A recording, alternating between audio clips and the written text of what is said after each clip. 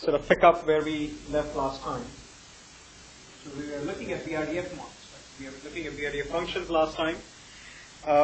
We looked at the general relationship that is expressed through a BRDF function in terms of the property between the radiance and the irradiance. Right? So now, what we want to start looking at is more specific models in terms of explanations or understanding of the different surface properties that are exhibited by objects.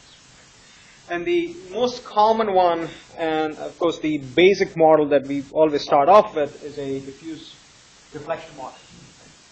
So in general, of course, there are a variety of surface properties that are exhibited by objects. And when we look at an object, or for that matter, when you look at an image, just by looking at the intensity values in an image, you start at least getting a basic understanding of what the underlying surface property of that object might be.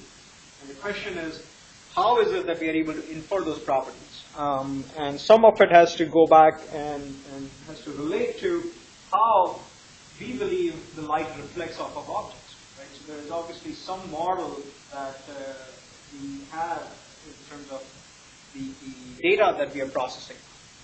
So I get a bunch of intensity values that I'm looking at, and based on that I start making inferences on the properties, the surface properties of the object. The question is, what is the relationship that we are exploiting as part of our perception? And if we can understand those relationships, we can build models and thereby allow computers to make certain interpretations as well. So obviously when we look at a variety of objects, they exhibit, what we call semantic properties that we are capable of describing. Sometimes we may refer to an object as having a dull surface or a matte surface, right? More like a chalky substrate and so on and so forth. So these are typical expressions we use when we are trying to describe objects and surfaces that are more diffuse in their reflective properties. And what that really means is that the light reflected off of that surface is more or less uniform in all directions, almost independent of the source of illumination. So for example, if I look at the wall, right? I mean, in general, you see a pretty uniform distribution of intensity values on that wall. The question is, will the distribution of intensities dramatically change if I vary the illumination direction in this room, right? And yes, certainly it's going to change to a certain extent, but your inference in terms of the property of the object or the surface is not going to change dramatically because the reflection is still a more uniform reflection, and the change in the direction is not dramatically visible to us. Right? So how do we infer that? And diffuse reflection models allow us a basic interpretation of how that happens. Now also the reality is that in general, although we may want to think of everything in terms of a simplified model, incoming light falls on an object and reflects the light back, right? And we may try to relate that based on a basic BRDF function, right? So there's a factor, of course, in terms of saying that L, which is what I'm sensing, is some factor of the illumination on top of the object. Well, so that's a very, very generalized model. But we can start looking at the real aspects, the physical aspects of how light is interacting with matter. And besides reflection, there are many other phenomena going on. So truly, any surface that we look at the scale of a single photon or a ray of light, objects are not smooth. They have uneven surfaces at that scale. And most of the times we can describe surface properties in terms of microfacets, right? So there are uneven surfaces, and even though I may view this as a planar surface, the reality is there are many edges or grooves to it, and there's unevenness in terms of the planarity of the object. So it's natural to assume that incoming light is going to go through a variety of transformations, right? So some of the energy coming in is obviously going to get reflected. Some of the other energy coming in is probably going to get absorbed by the object. Portions of it is actually going to get reflected but may not actually transmit out of the object. It may simply scatter within the object because of the microfacets and the geometry of the underlying surface. Okay? So all of these things can happen. Now, for us, what we really care for is in simplified models, in sort of Lambertian type models that we can build. We don't really want to account for all these microfacets. We would rather try to simplify things and say, well, yeah, all of those are happening, but let's just say that all of the things that are non-reflective can be summed up as some scale factor of the total energy being projected onto the surface, right? So I will wrap around all the other effects and not really worry about them. They don't necessarily interfere with my ability to capture the reflected light off of that surface. Okay? So we can make those simplifications, and in those cases, our BRDF model essentially becomes a constant model. Okay? So what that means is that the amount of light going out is simply the amount of light coming in multiplied by some constant, preferably less than 1. So we can make our BRDF almost a constant model. And typically that's what we use in order to express diffused objects. Okay? So we can apply these models then and say, well, what can we interpret out of that? More importantly, yes, we try to do that in computer vision, but these have become also very nice, simple models to apply in graphics. Right? So if I want to render and try to give an impression of an object being diffused, we simply try to model it under a constant BRDF function. Now, from a vision standpoint, there are a couple other things that we actually care for in terms of measuring the surface properties of an object. One of them is what we call albedo. Okay? The albedo actually is what we really want to compute is a fraction of the incident irradiance that is reflected by the surface. Right? So as much as we want to think of the BRDF as a constant, the scale factor that we apply to this is really what we want to capture. Right? I want to know what that is, and that's what I will call the albedo of my object. Okay? So from a computational standpoint, vision standpoint, I want to know that. The other thing that we care about is radiosity. Right? Radiosity is nothing but the total power that leaves the surface per unit area, and that is computed regardless of the direction. I don't care which direction it's going in, but I want to know the total amount of radiosity of the object. So these are two properties that we do care for in terms of vision, and we'll come back to why we care about them. Okay. So generally now, if I take the simple models and apply them to objects, the first thing that we realize that we are expressing now the notion of radiosity, right? So what I really am interested in computing is the radiosity, the amount of energy that's actually being reflected or is going off of the object that I'm trying to image, right? Because that's actually what we are going to capture. So you can think of the reason to compute radiosity is because eventually you want to build a relationship between the intensity that you're observing with respect to the amount of energy that's leaving the surface. Because that energy is what we are capturing, right? Typically we are not capturing the source. We are actually observing objects in the 3D world. So it's that amount of energy that's getting projected onto the camera plane.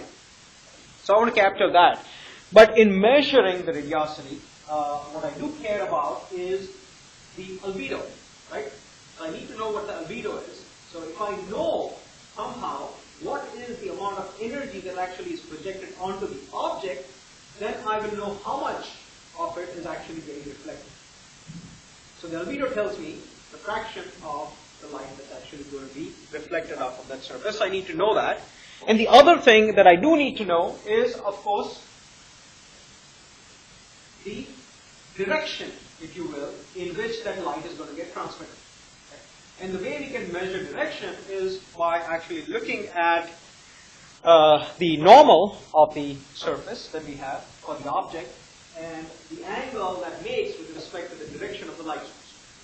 So I can express that in terms of a dot product where n is actually the normal to the surface, and s is actually the vector that points to the direction of the source.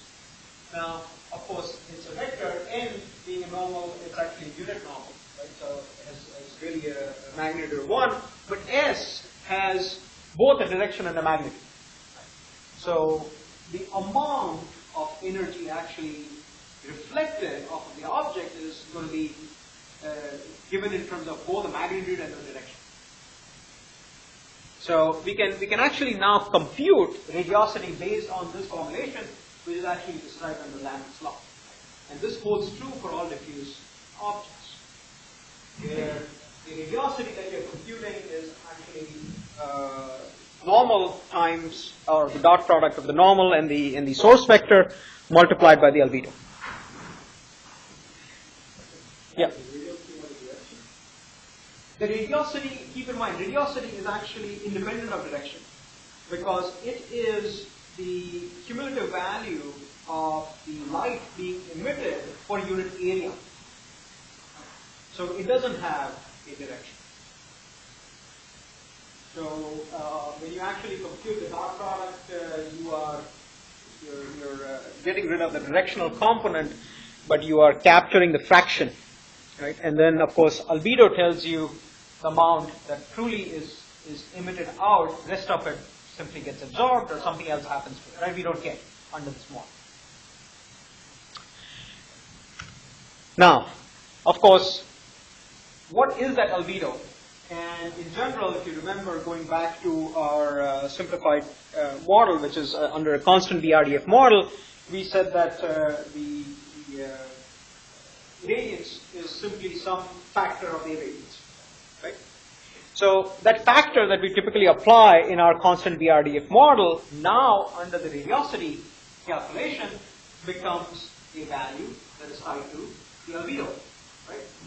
So generally, albedo is something that we capture because it is non-directional, right? If I go back to my notion of some unit surface area, right, I can think of what's happening with respect to the amount of energy being reflected out. I'm talking about albedo, which means we are directional independent. We simply want to look at everything in all possible directions. We have some source of light coming in. This is the normal to it. But then the amount of energy that's going to go out is going to be in all directions. So the albedo that I really need to capture is something which relates to the amount of energy going out under this hemisphere. Right? The hemisphere of the surface that is sort of at least being exposed by the light source.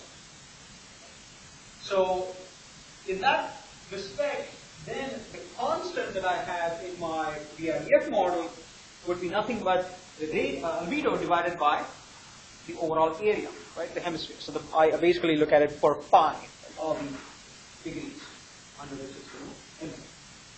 Now, we know, of course, what our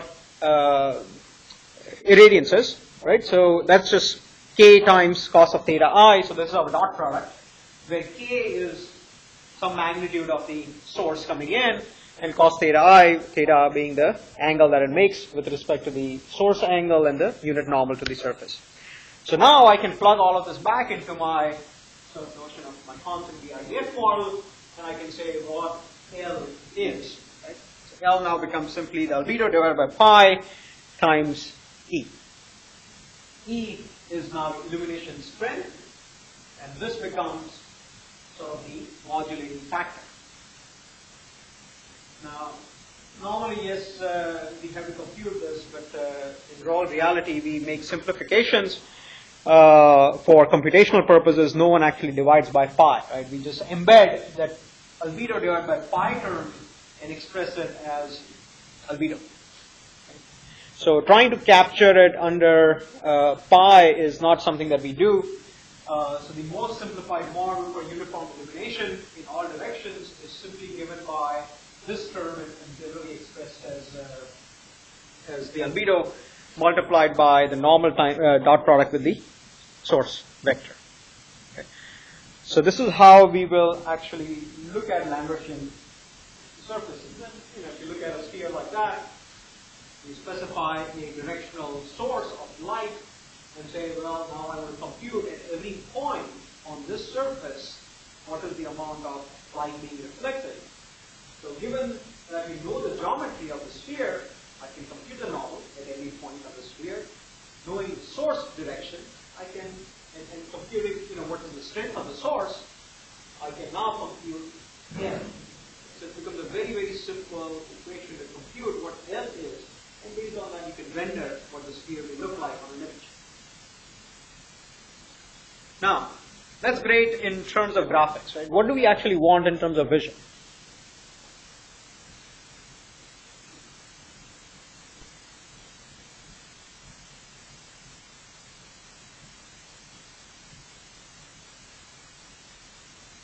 So in vision, so go ahead.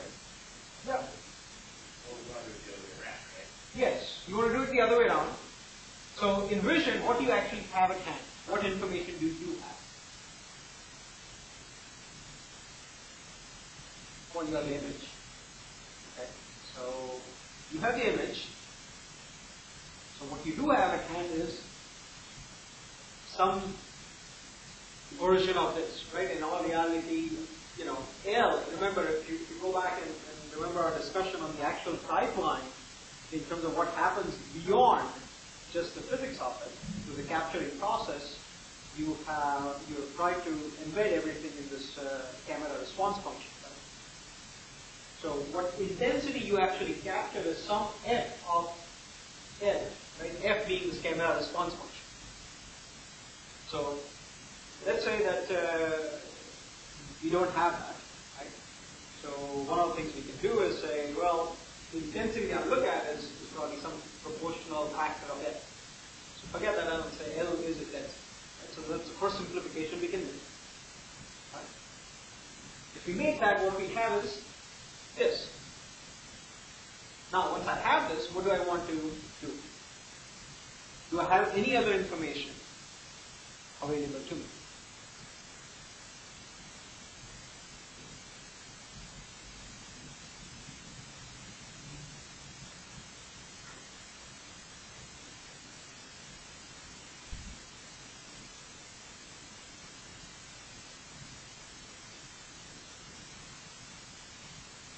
Do I know this?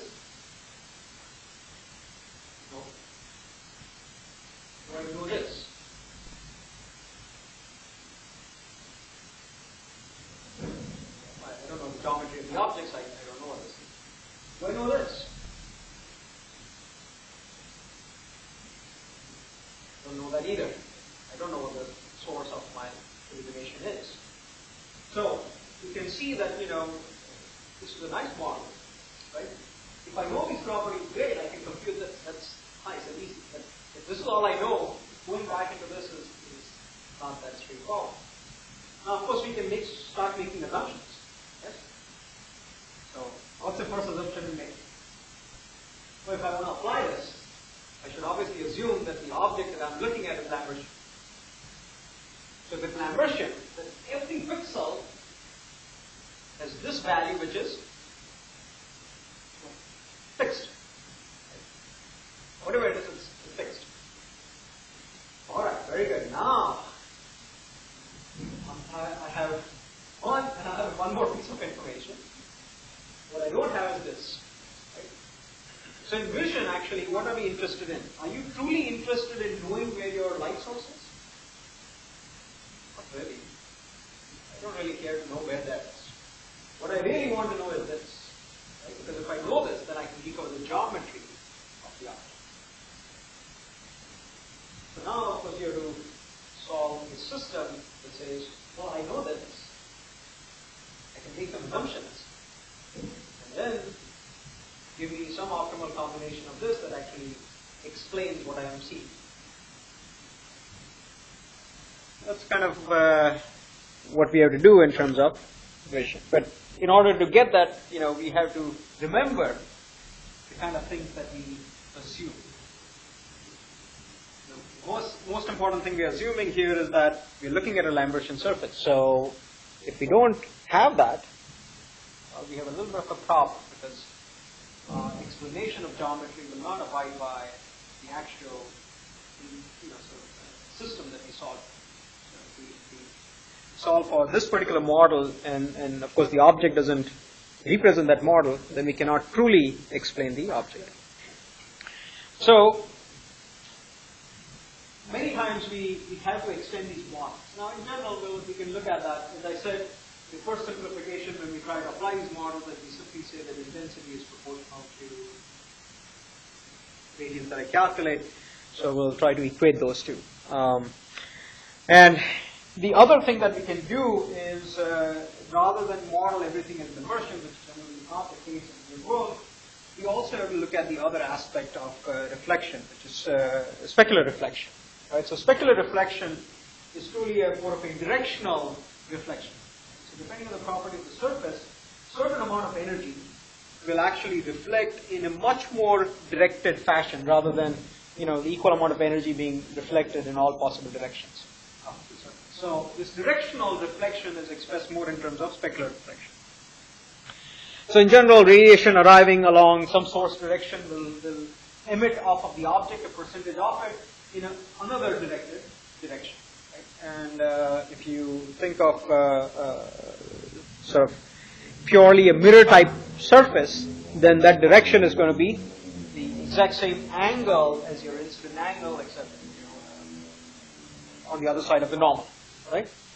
So specular properties are, of course, the maximum in terms of mirror surfaces, but then a variety of objects will have changes in the amount of specularity that they exhibit. Now, the other thing that people have observed, and especially under the Phong model, which some of you indicated last time you have used in terms of your graphics and so on and so forth, expresses the fact that the amount of energy, first of all, is not necessarily captured within absolutely zero variance on the angle. Right? So it actually, the amount of specular energy being reflected off of the surface is defined within a range of angles. And the energy of that reflection actually falls off with distance away from the surface. So this is a rather interesting observation and an interesting model because it has implications in terms of what computer vision can sense, right? So the way we can express this on real surfaces is that one, the amount of energy actually reflected off the surface, specular energy is going to be within some lobe of the surface going in a particular direction. And so rather than having something that says this is my specular direction, what you have is the specular direction is defined by a d theta, right, a delta theta. So some variation on theta in a particular direction, and in fact the amount of energy that goes out will actually be maximum close to the surface, but as it goes away from the surface, it actually tapers off. And this itself can be expressed in terms of the if you remember our basic model describes the reflection or the amount of energy emitted in terms of a cos of theta. Right? But more importantly, because we want to actually express this as a falloff, we want to express the variation in the theta, we will actually express that in terms of cos of delta theta, but cos to the power of n. Right? And of course, n is a variable, and the delta theta is also a variable. We don't know what those are, and depending on what we choose for those values, we'll be actually able to express very specific specular highlights on objects. Now, in reality, to model real objects, you have to combine both Lambertian and specular models. So, if we include both the terms, what happens? Well, in terms of specular terms, because we have the delta theta, and in general, you will have some moving direction as well, for which the energy is captured by the camera.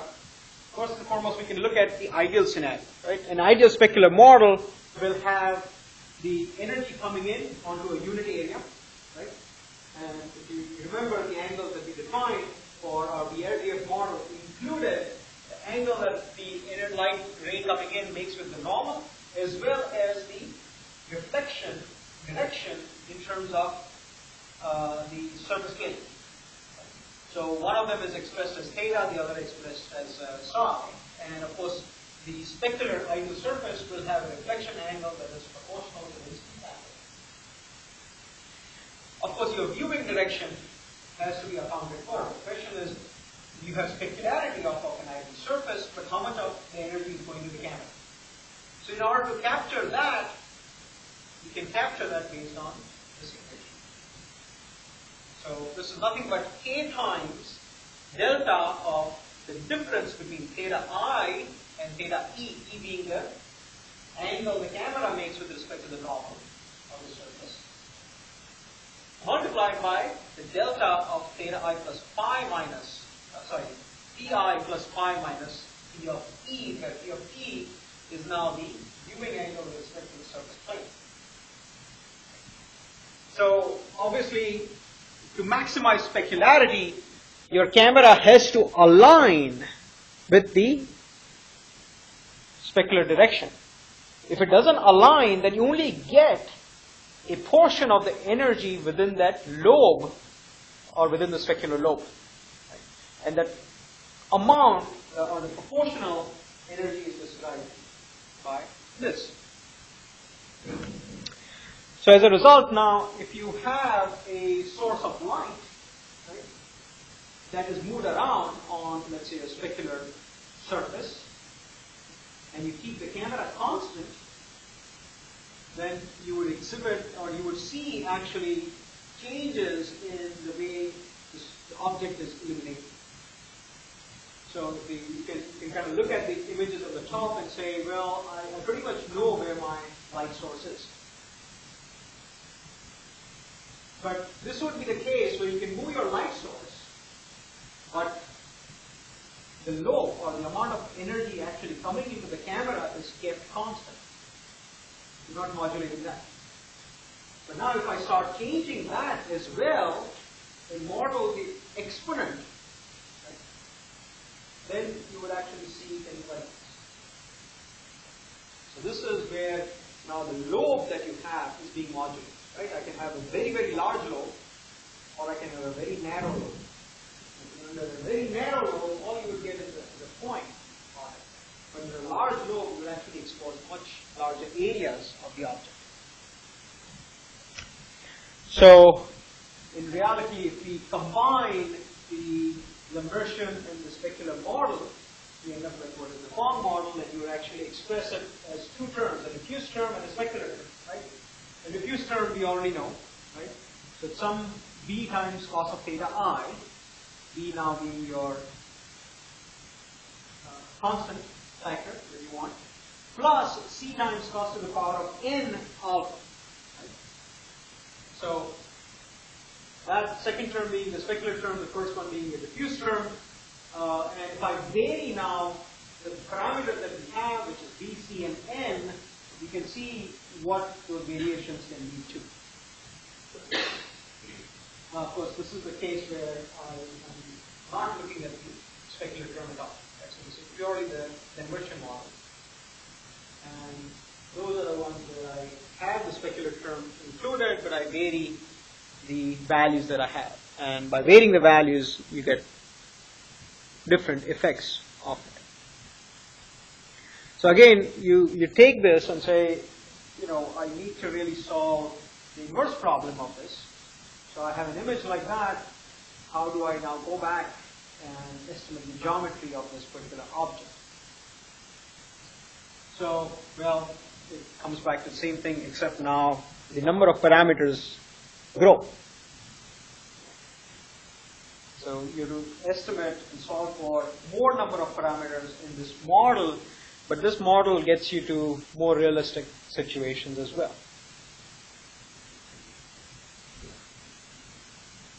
Okay. Now, keep in mind, in deriving this particular model, what are the things that we assumed? One, we said that, well, I am going to ignore the microgeometry of the surface, and I'm only going to worry about the object in terms of describing to be locally planar, right? So the amount of energy emitted and the amount of energy reflected is simply related by some constant theta. I'm not going to worry about any other effects of absorption, scattering of light and so on. So we made that simplification when we derived the first model. Now, that is great, and in reality, it can work very well when you're not very close to the object. More importantly, one of the things that you saw in the Phong model was what happens to the specularity, and how is the specularity modeled? Specularity is modeled as a decreasing energy as you go away from the object, right? Or the energy actually gets spread out in large and large pieces. So what does that mean when we actually look at real world problems? The further you are from the object, the more diffuse it's going to appear. So what that suggests is that, if I'm very, very far from an object that I'm sensing, then I can easily try to model that object more in terms of the Lagrangian pure diffuse component as opposed to embedding specular highlight into it, because I cannot actually see it. Even if I do, then the cone of the specular direction becomes so large that over the region of my camera, my imaging plane, the amount of energy I'm capturing is remaining uniform across that. So really the specularity has been removed. So those are interesting things to keep in mind and sort of take from these models as to what is the true applicability of these models, under what conditions can you apply them when you are trying to recover geometry from it. Now, as I said, we made certain assumptions on the geometry of the image, and if I do not want to ignore the notions or the effect of scattering of light as well as self-shadowing of the object, I have to now again expand my model a little bit further. And one of the approaches to expand that model further is to look at a model that was proposed by Torrance Sparrow, which tried to look at specular reflections in terms of rough surfaces. Right? What happens when I have surfaces that are not truly planar? How is specularity going to get computed for that? An example of that is that imagine that you actually have a surface which does have a lot of variation on it. Amount of light coming onto it is not always going to get fully reflected. In fact, some of it may reflect onto other surfaces itself of the object. And as a result, you may have scattering of that light back onto the object. Right? So what happens in those cases? On a global scale, if you start thinking about it, all of a sudden you've gone from one source of light now to multiple sources of light, because the object itself is illuminating its own surface. Right? So that becomes fairly complicated. More importantly, when we actually look at real scenes, we have to extend this notion to neighboring objects. Right? I may have a certain amount of light because of having a source of illumination. But the source of illumination that I have for imaging a particular object is not going to be that same source all the time. So I have a source, right, it's illuminating this particular object. But portion of the light is actually getting reflected onto the other object. Or for that matter, source of light is also illuminating that object, and portion of the reflected light is illuminating this object. So this object has multiple sources of illumination. So the goal that we have looked at in terms of these basic models do not explain the interaction of multiple objects and the light emitted from there. So if we want to truly model all these properties, how do we go about doing it? It becomes a very, very complex problem.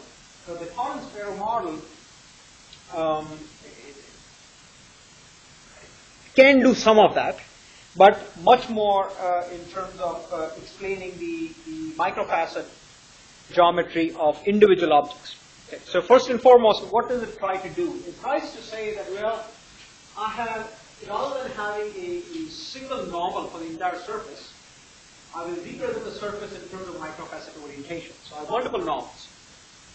Now, the amount of roughness that I explain from my surface, I can try to model under some parametric distribution function. And what it actually uses is more of a Gaussian model. So if I want to explain the interaction of, let's say, the surface, which I can truly talk about in terms of its albedo, right, at any given point, the amount of light coming in and the amount of light going out, which is related to the normal in the albedo, right? So I need to define some relationship at every given point on a surface in terms of its normal, its albedo, and of course the source vector. How do I describe it? And the Gordon-Sparrow model says, well, let's just capture everything in terms of some isotropic Gaussian model. Right? But I'll do that on a point-wise basis. So we can try to represent that, where now you can express that in terms of a Gaussian model where sigma defines what you call the roughness parameter of my surface. So if you consider a rather peak Gaussian, then you are going to more or less reduce all of this to make it a very, very narrow cone. So I can express that as being sort of almost speculative. On the other hand, if I make the Gaussian very wide, I'm sort of going more towards diffuse things. So now if I do this at every point in my model, then I'm playing with the range of diffusivity and specularity as opposed to having this constant terms that I compute over my entire object. And that allows for better explanation of how we think of the surface as being a microfaceted. Okay?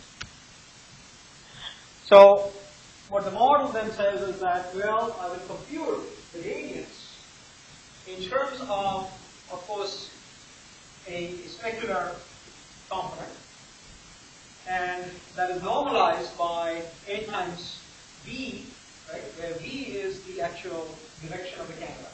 So that tells me amount of specular energy that's going towards the camera. And then I will modulate everything in terms of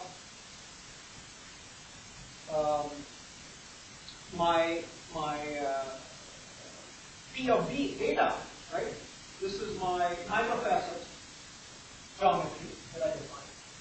And a geometric factor which is expressing what we consider the masking and shadowing effect that occur because of the microfacet geometry. So in general, there are two main components that happen because of the varied geometry. One, you will get shadows, because a portion of the surface may never get illuminated, depending on the way it's oriented. Or you may get shadows, which is a portion of the surface of the object is actually overshadowing something else. So there's a diminished amount of energy that gets transferred. So all of these we can capture in terms of this generalized geometric factor that is expressed in the model. So this is really the extension in terms of what the Gordon-Sparrow model does. It tries to capture this, and this is how we express the true amount of energy that we're going to measure in terms of intensities. Okay? Make sense? Okay. All right. Now, from a vision standpoint, right, we have created, in general, some models, physics-based models, that express the relationship of the energy emitted off of an object based on the surface properties of the object and, of course, the light source. Now, as I said, in reality, this is not sort of a standalone relationship.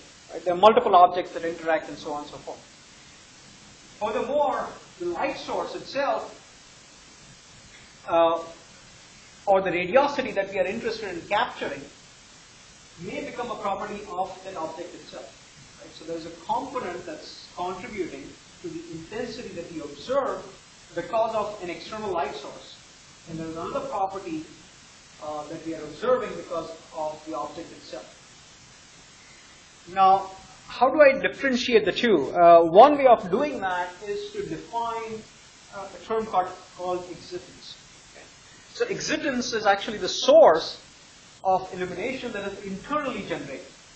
So every object, you can think of it as having its own internal source of light. So that's independent of any other source of light. It's just an exitance term. Okay. And which is somewhat similar to radiosity, if you think of it, because what we want to measure is the intensity of the object, right? And we measure that in terms of radiosity. We simply equate it back to the intensity values. But if I think of the object will have exitance properties because, one, it may be actually getting illuminated by a secondary object, right, that might be reflecting a certain amount of energy onto it. So it may not actually get any energy because of the illuminant source, right, an external illuminant source. It may be getting its full energy simply because there is a neighboring object that's emitting a portion of energy onto it. So we can capture all of that in this generalized definition of what we call exitance. And then, of course, you have your normal radiosity component that is coming in because of some external source. So there are two values that actually provide for the full radiosity of an object. Okay. And the general idea is that you can model all of that in some additive form, an exitance form, and in general the radiosity due to the incoming radius. So what aspects of it do we truly try to model? Right? Because there are so many things that affect the energy emitted from an object. Well, so we can try to define radiosity that is due to a point source, first and foremost, right? We can just assume that the illumination source is very, very far. As a result, it's going to provide an energy that is defined within some narrow cone of light and become a point source at some point. So we can compute that, and in general, that can be approximated by the factor of pi multiplied by epsilon divided by d, as long as the distance to the light source is far greater than actually the area on which it is illuminating. So we can approximate that through that term.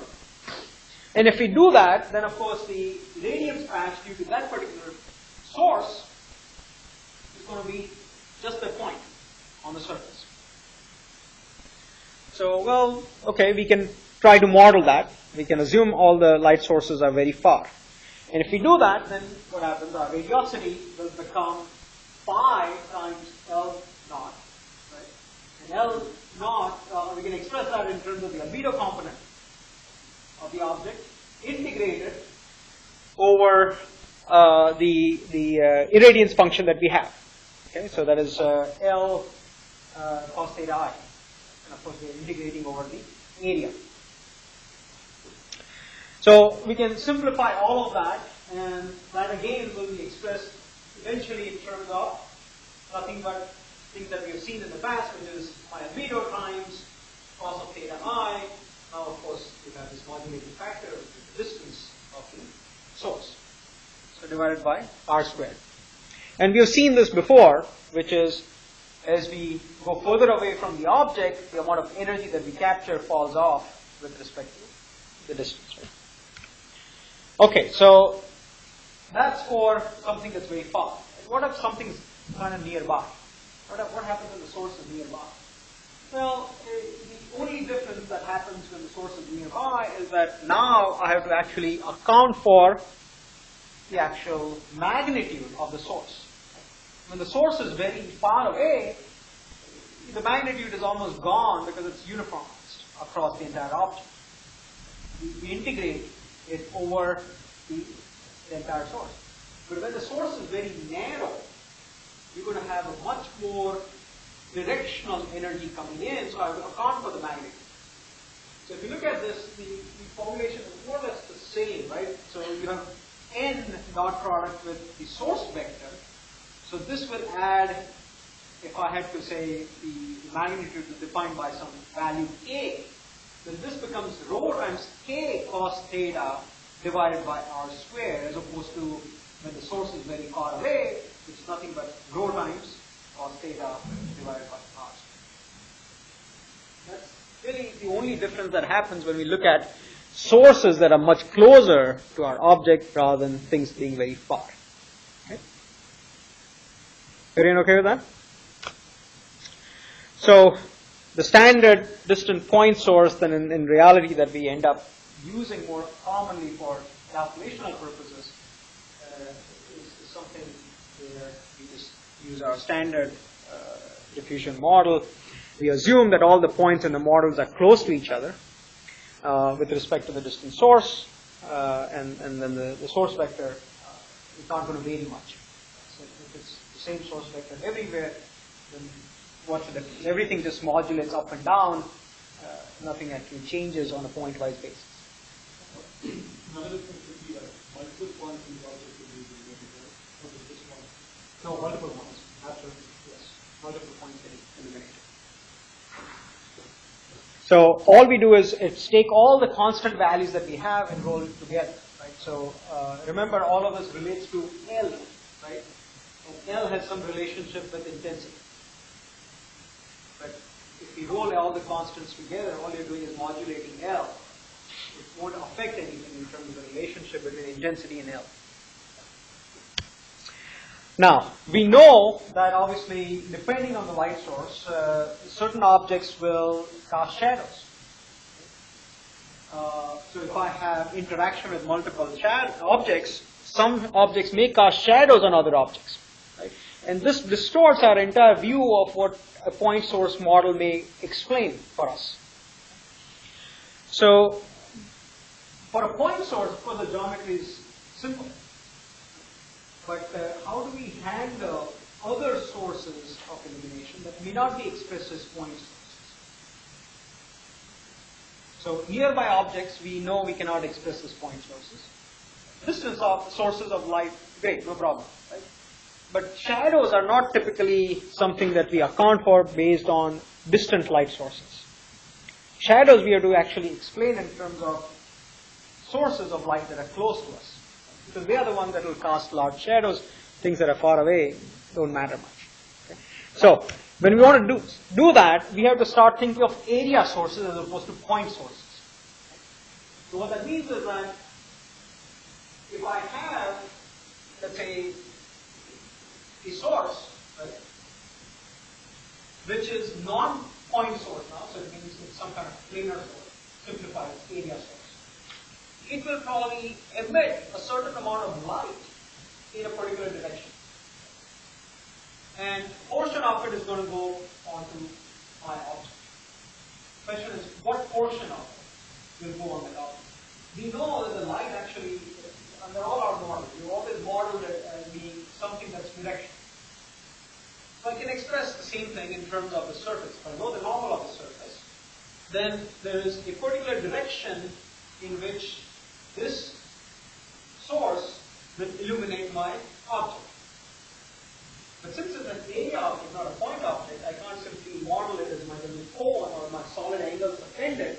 I have to model it in terms of my area. Right? So we simply extend this to an area model and we change our variables around a little bit. Okay? And you can sort of follow through the math if you like. We can run through this, but it basically is exactly the same model that we looked at for the subtended angular direction of illumination. Except now we're going to change some parameters around and compute the area. So rather than having everything expressed in terms of pi multiplied by the distance or the angular direction divided by the distance, right?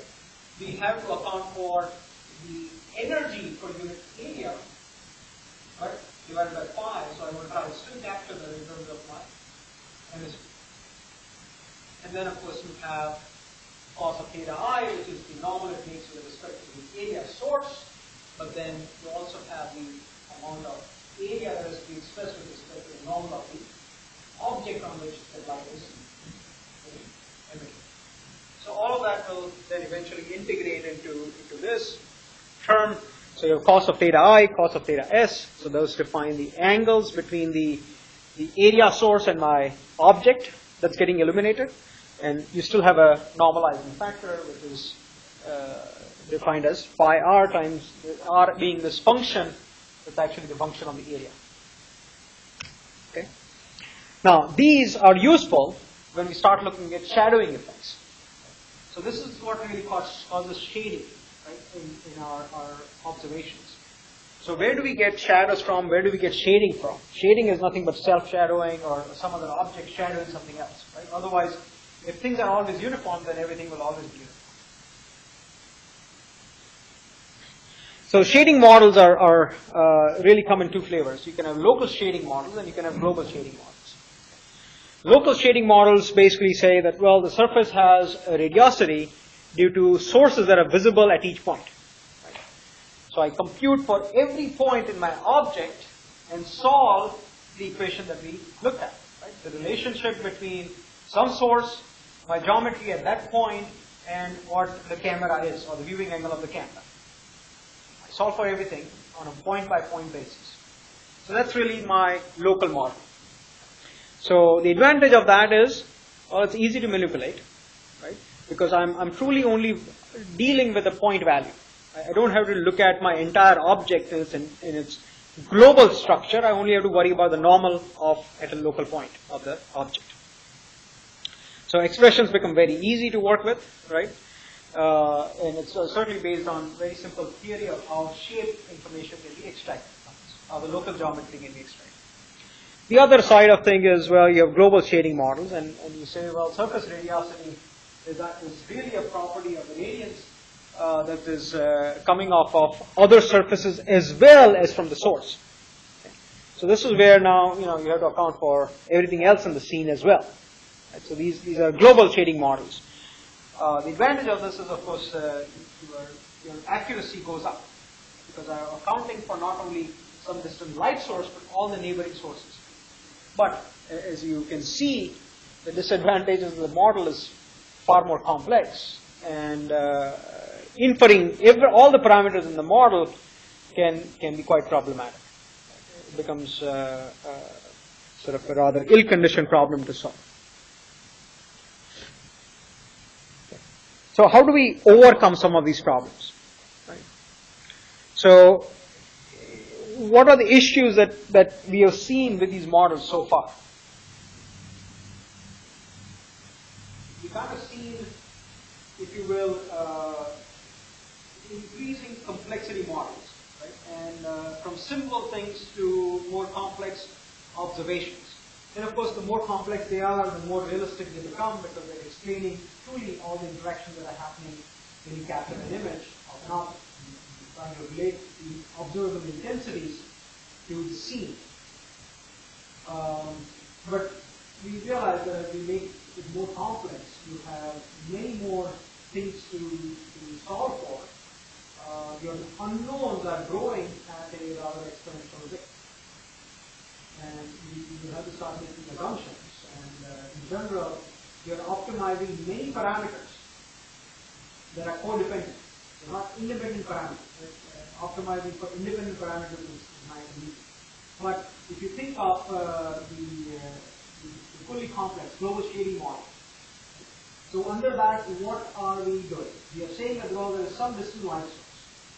I don't know where it is, but I'll model it as being distant. So my expression in terms of the radiosity due to that is relatively simple, right? It's the albedo of the object times normal dot product with the source. Great. So that I can do. So that's a component of my model. Then you're saying that, well, there's additional components to it because of neighboring objects.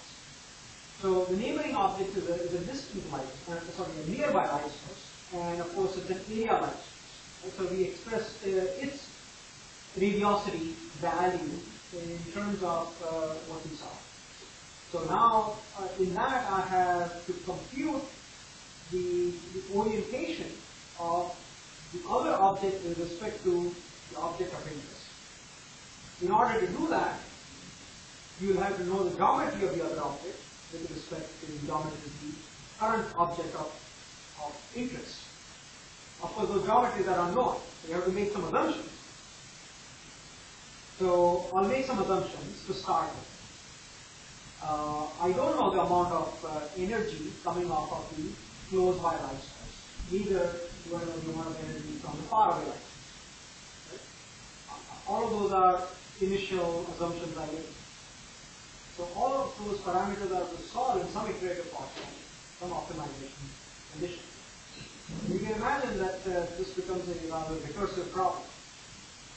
I have to know the radiosity of all neighboring objects with respect to the object of interest. Then I say, okay, if I solve that, what's the difference between what I've observed and what I just computed? Right? Somehow the difference then has to be propagated back to all my sources and has to be propagated back to define the geometry of my neighboring objects. Then I repeat my environment, compute the intensities and the geometry of the object of interest,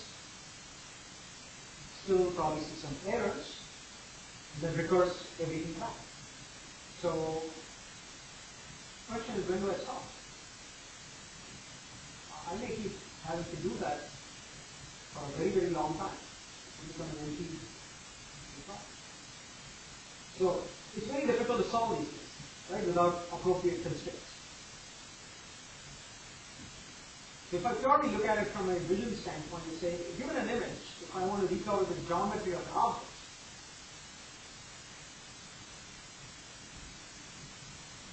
what would you compute? Can I ever do it?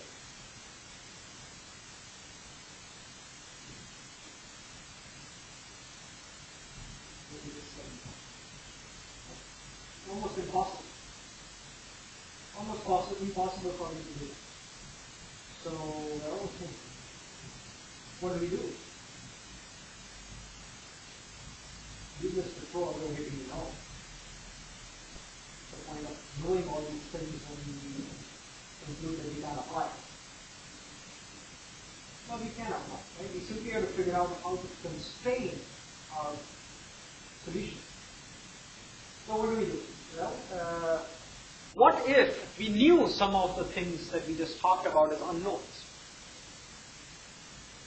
So, well, that's exactly what we do. We start creating scenarios where we convert some of the unknowns into knowns.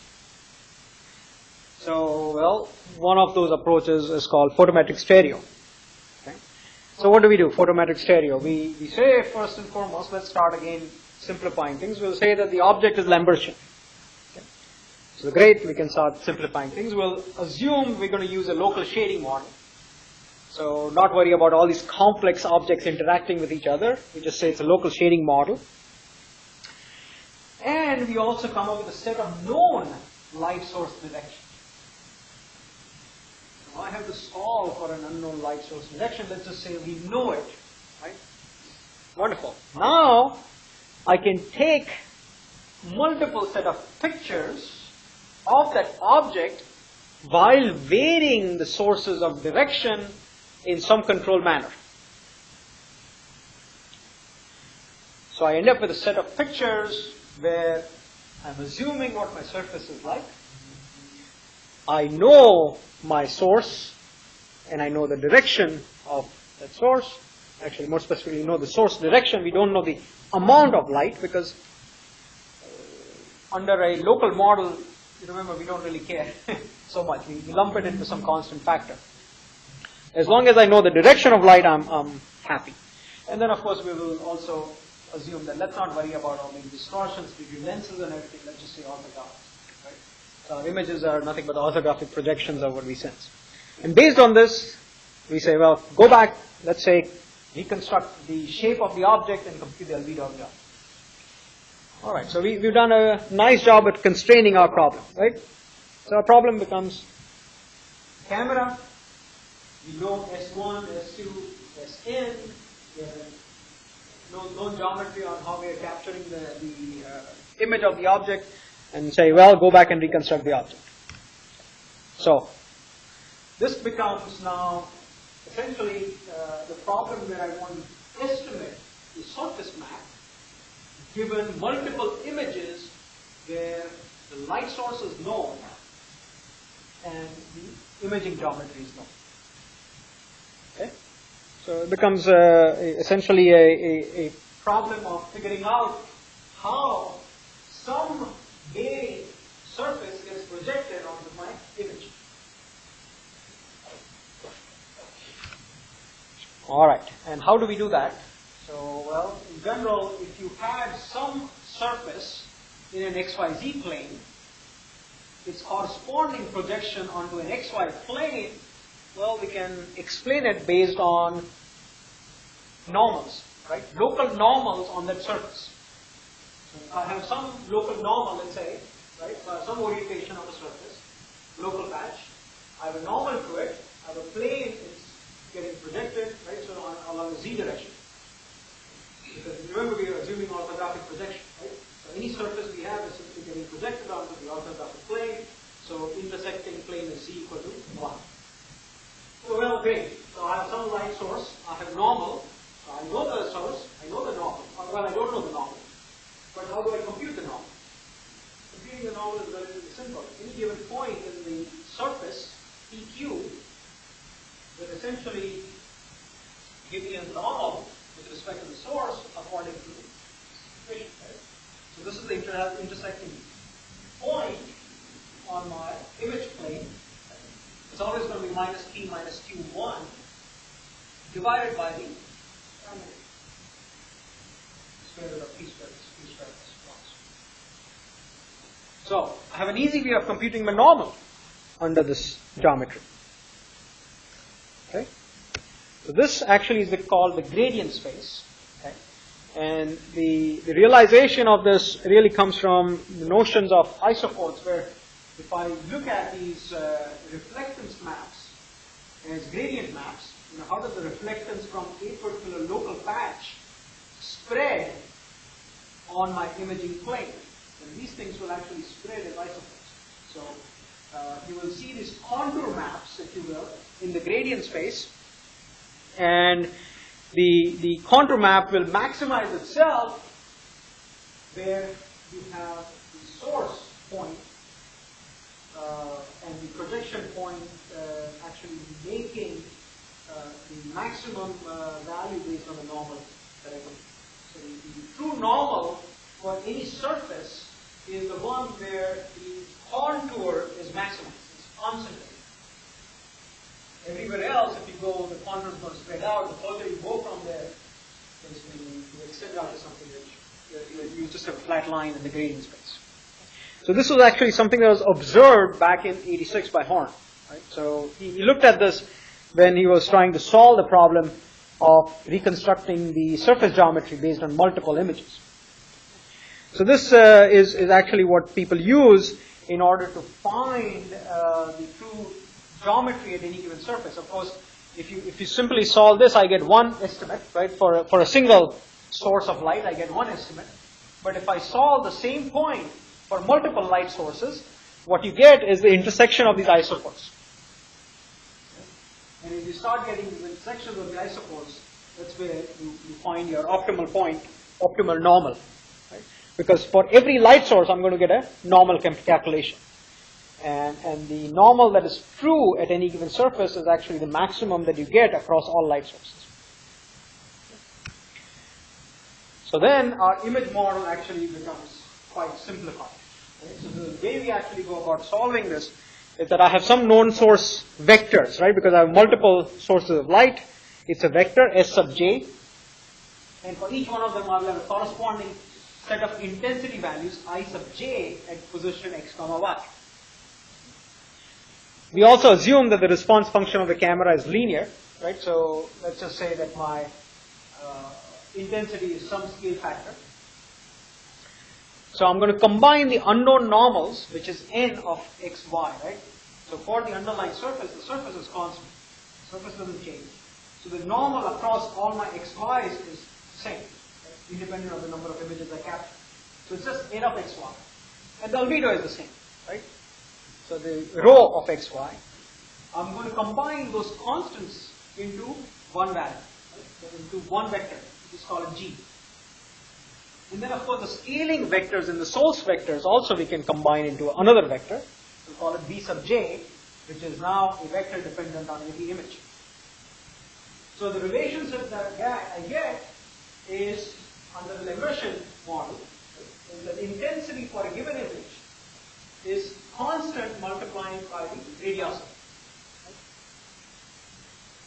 So, which now I'll express further as constant times the albedo, and the normal times the S sub j, the source vector for the jth image. And then, of course, this is rho times n, so I'm grouping things that are independent of the number of images I have, and the things that are dependent on the individual image value. And then, so this becomes one vector and this becomes another vector. Okay? So, this now becomes a least square problem. So, on one side I have all my intensity values, so n by 1 known source, known value. I have the b vector, which is n by 3, right, which is also known. Right? I know my source, and my constant is some constant. And then you're solving for the unknown, which is a 3 by 1. Right?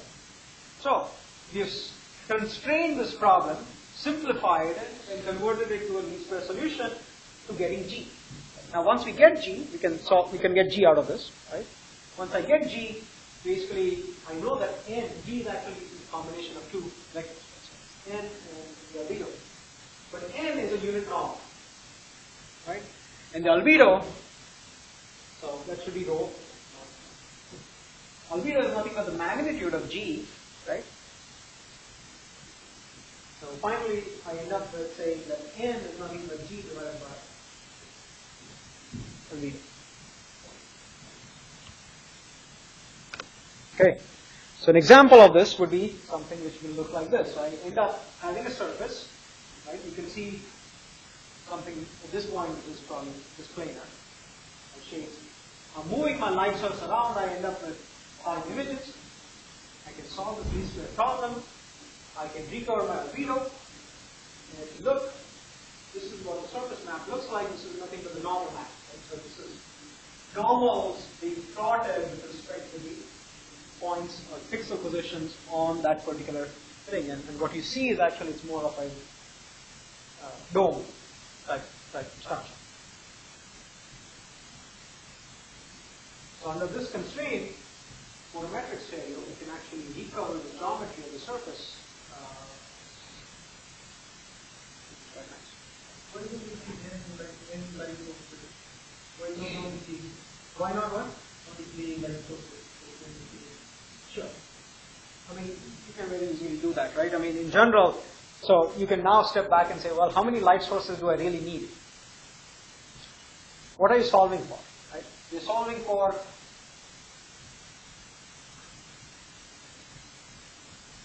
it's a least square problem. So you're solving some certain number of unknowns. So if you know the number of unknowns you have to solve for, you basically have to constrain it by a certain set of equations. So how many unknowns do we have?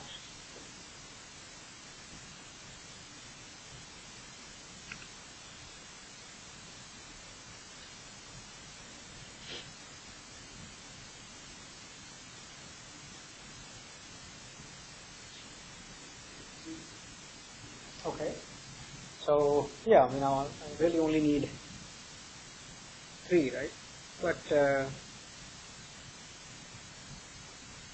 having more will the least square problem, right? So the least square solution that you're getting. So having more will increase your chances of getting you a better solution. So you can have more, but you don't need a lot more. Okay. Yes.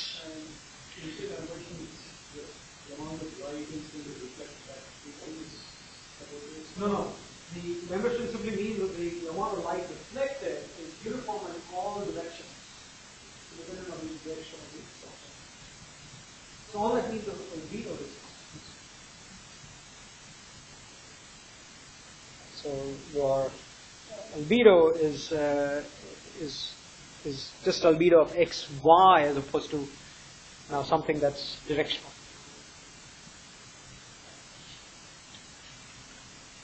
Okay. Now, so we said that we can, we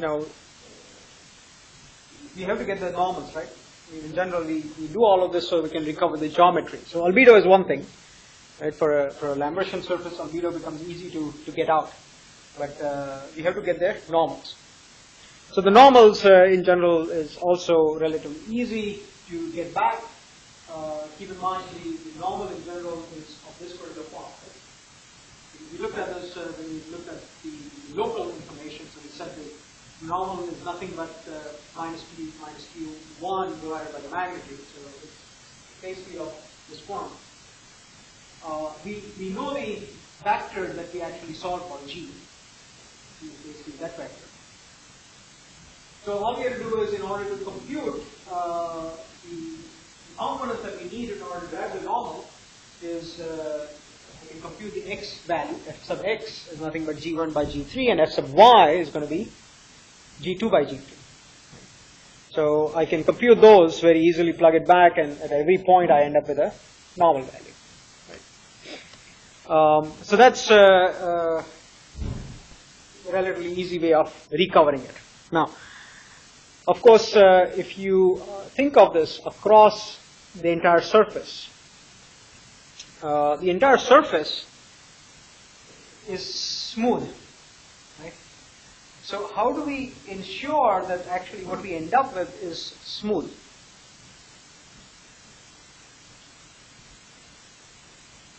So in order to ensure that something is smooth, we have to look at the gradients of what we just computed, right? If something is smooth, the gradient should actually change smoothly. Now this is a little more challenging than you can think, because it requires that the integrability across the entire surface holds true. It's actually possible to integrate across the whole surface, right? So if I basically have to define this, what you have to say is that the partial of f sub x that you just computed with respect to y should actually be the same of the partial of f sub y to x. That's really what normal continuity would mean. Of course, in practice, they cannot be equal, simply because of the point estimate that we're getting. So in practice, they should at least be similar. Right? They cannot vary dramatically. So that is what we have to ensure, and what that means is if I truly want to recover the entire surface, then the surface function that I have defined earlier, which is f of x, y, should actually be the integral over the entire surface in the x direction of this component plus this component, plus some of it. We don't care what the opposite, some of it. So, in order to assure that the normals that you actually compute are true, this property has to hold true as well.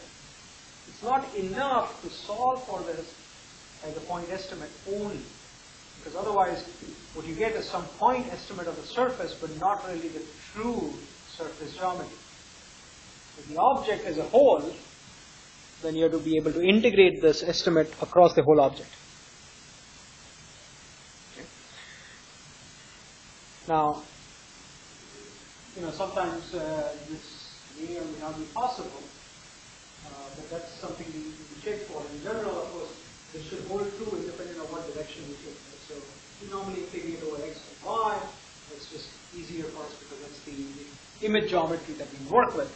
But ideally, you should be able to integrate across any direction, and this should hold true. Right? The smoothness of the object should hold true independent of how we traverse the object. So if we actually do surface recovery based on integrating on the normals that we compute, this is the surface map we should end up with. So you can compute your normals, no problem. We have our normals, right? But now, if I truly want to recover my function, which defines the surface, I have to integrate with all of this across the surface and end up with something which looks like that. This is what would define the true geometry of the underlying object that we would image.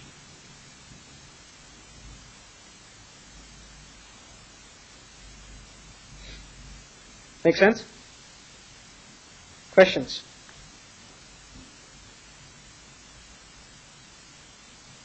Least squares problem, everyone okay solving that?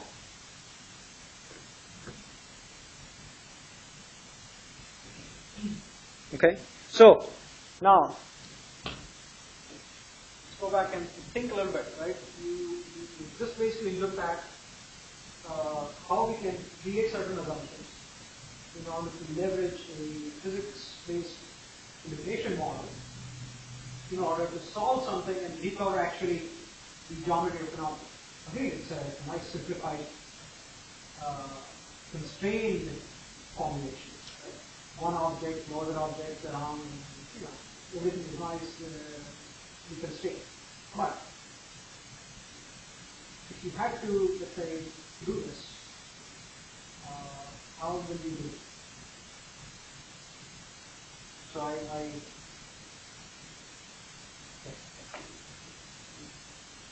have to find a good object. I don't know, how to do the cube of some sort. Maybe like cube made up of some diffuse surface. Wood. Maybe a cube made out of wood. Nicely, green colored stuff like that. You can make it home. Now you have to go and design an experiment. You collect images based on these constraints and recover the surface of the image. So how would you do it?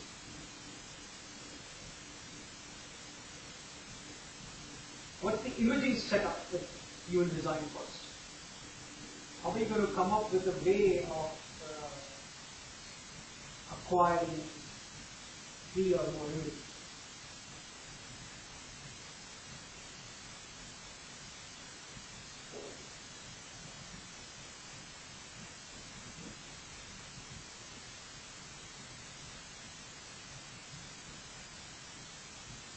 This is often experimental design.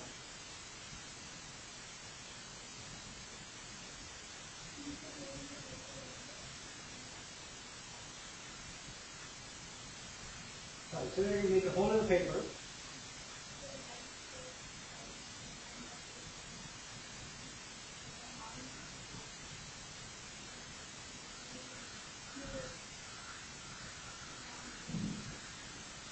Okay, so making a hole in the paper gives you what? What constraint are you solving based on that?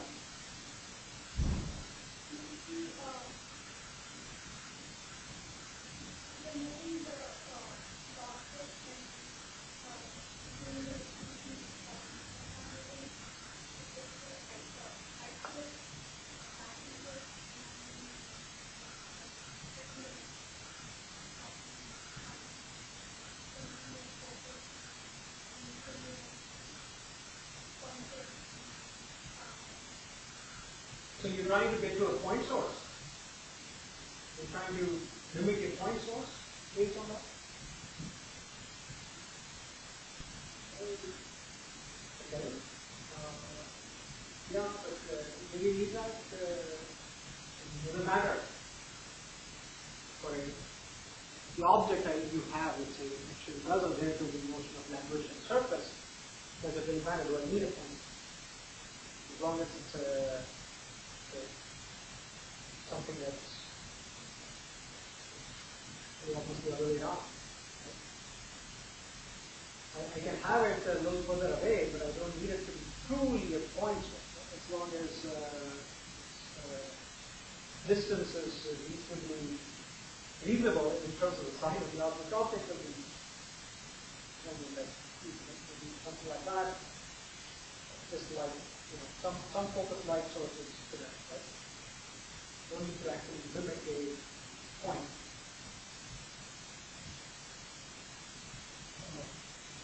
You need to take multiple images, so you need to move the camera in a constrained fashion. Actually, keep in mind, you're not moving the camera. All you're moving is the source of light. We want to take a picture of pictures in black box, so the only source of light is Okay, so yes. Okay. ideal case is that. We'd like to generate that. Calibrate the camera. Calibrate the camera. What will calibration give us?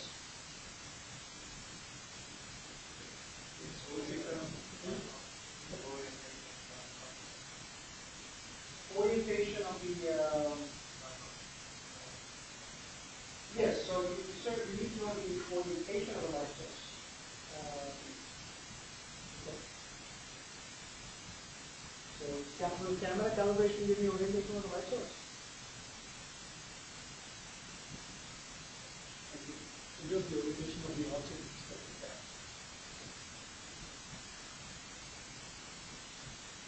We even know the surface of the object.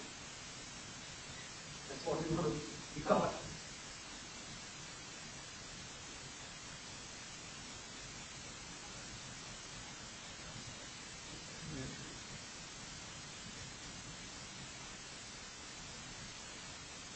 Any other thoughts?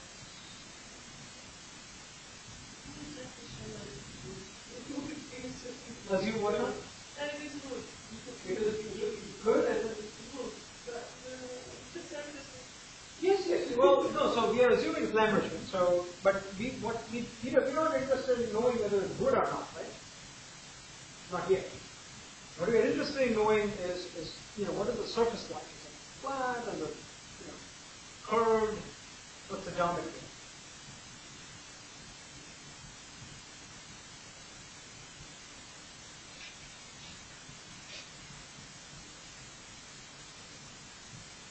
Yeah.